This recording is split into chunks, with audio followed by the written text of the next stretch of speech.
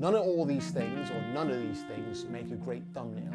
They don't really make sexy conversation, but it's why camera reviewers align to filmmakers.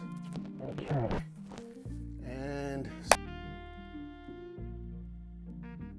so every time a new camera drops, Sony, Canon, Blackmagic, Fujifilm, Panasonic, it doesn't matter. 20 videos go live at the exact same time. Same thumbnail, same talking points, same phrases. This changes everything.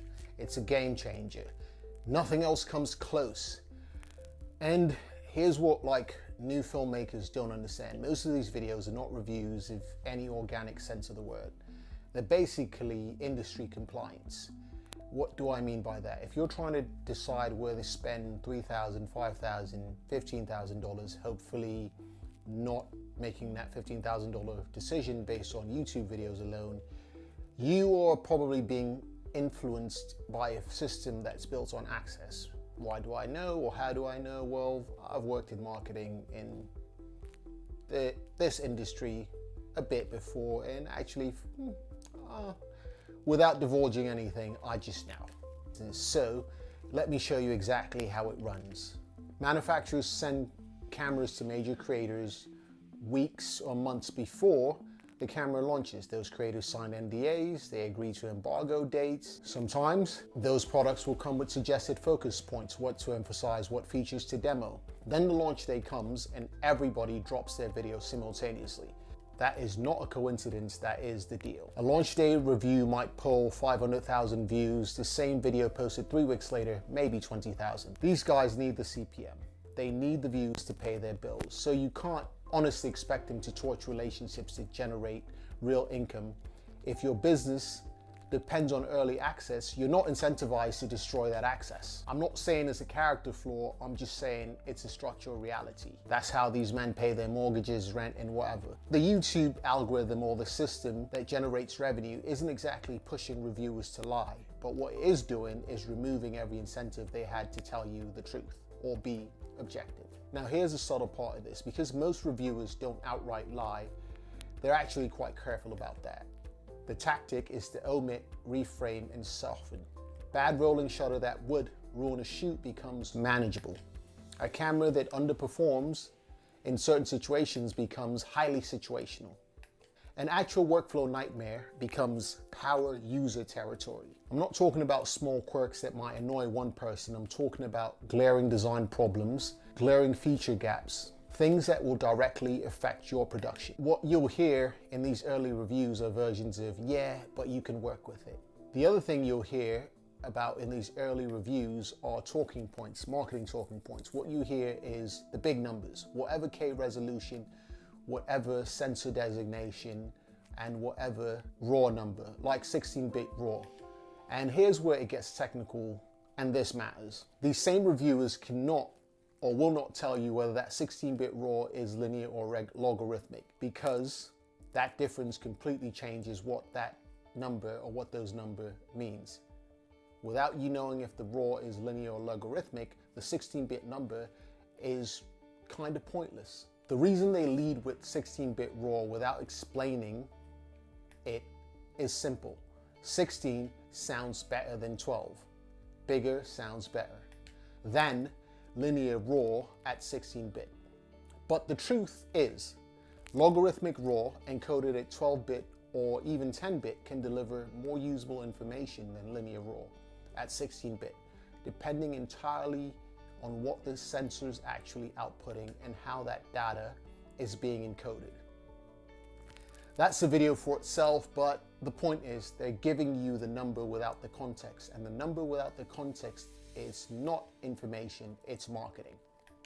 What you rarely hear about is things like media costs. Some of these formats require highly expensive media, or if they use standard consumer media, they're going to run at data rates that makes the media a bit cost prohibitive for an entry-level camera. Storage demands.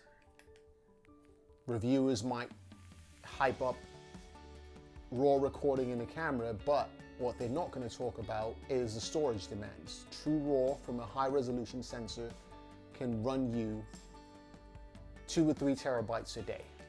That's valuable information. That's things that influence a decision and workflow. The post-production burden. Rendering 6K RAW on a mid-range machine is not a creative experience, it's a waiting experience depending on what hardware you're running. Real-world reliability. How does this camera behave on hour 3 of an actual shoot? In an actual location, not in a controlled test. Battery drain on a long shoot, on a real production. Are we talking about that, or are we just gonna wait for people to find out when they get the camera? See, many of these reviews contain affiliate ratings. Amazon, B&H, Adorama, whoever. If someone earns $100 every time you click buy, they're not really a neutral party, are they? Does that make them evil? No, absolutely not. But there's a thing that you have to understand. The financial incentive and honest evaluation are two forces pulling in totally opposite directions. And both of those forces are pointing at the same purchase decision you are about to make. You just have to know what you're watching, take it with a teaspoon of salt as opposed to a grain. The reviewers worth trusting are the ones who lead with weaknesses, who own a camera for 6 months or more before they make a judgment. People who rented it with their own money, who show you what it looks like to actually edit it on an older system and work with the footage in a real world setting, not just shoot with it. These exist. There aren't many of them, but they're worth finding. The people most damaged by this system are really new filmmakers or content creators, not because they're naive, but because they've been handed a framework that is fundamentally wrong. RAW does not equal cinematic, higher resolution does not equal professional, new does not equal necessary. Working cinematographers, which is a space that I'm familiar with, my niche, care about completely different things. They care about highlight roll off, they care about color consistency across ISOs, they care about how a varied range of skin tones look on a camera and not a monolithic group of skin tones.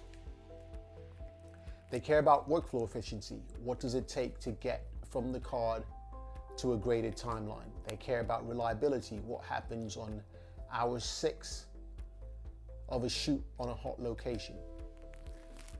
While I'm on a rant and speaking of skin tones, let me say this directly. So if you're of the chocolate disposition and you're watching a skin tone test that only feature people with a slight melanin deficiency, the test might not be for you. It's not answering the question you need answers if what you're shooting is primarily melanated people or a wider range of people that includes people blessed with melanin. And while we're on the subject of credentials, a lot of these channels do lab tests, spec breakdowns, controlled technical comparisons. I'm not going to shoot at anyone directly, but there's a lot of men that do technical reviews that, from what I could tell, have never actually shot, because I've never seen any professional work from them or had their name in any professional credits that would say, yeah, I do this. I'm not taking a shot at them. We need a few lab rats, but if being a lab rat is all you do, I can't trust you because I'm outside most of the time. You know what I mean? Experience shooting changes what you care about completely. And a reviewer who has never actually been on a real shoot is going to give you a completely different set of priorities than someone who has. What do you actually do with all of this? You ask better questions. Did the reviewer shoot a real project, not just a camera test? Did he test a wide range of skin tones in a real range of conditions? Did they push the highlights into clipping and show you how the camera handles it? Did they walk you through actual post-production workflows that are similar to yours, not just finished footage? Did they clearly state what the camera doesn't do well, or did they gloss over it?